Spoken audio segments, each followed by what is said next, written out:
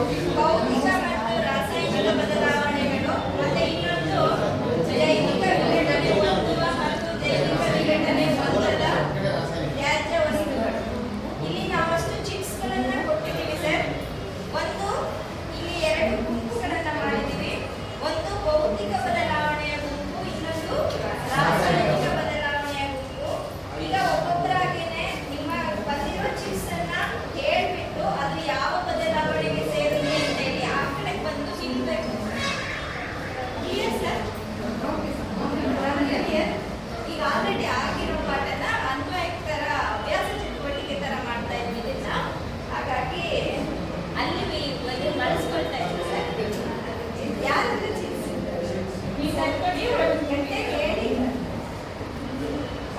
ಮೊಸರಾಗಬಹುದು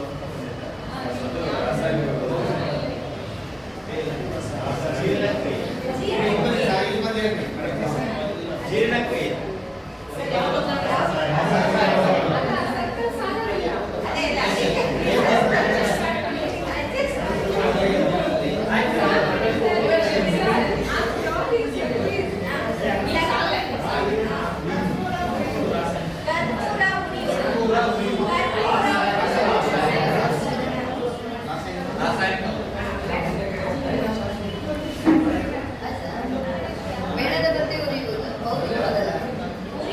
ಹುರಿಯುವುದು ರಾಸಾಯನಿಕ ಬದಲಾವಣೆ.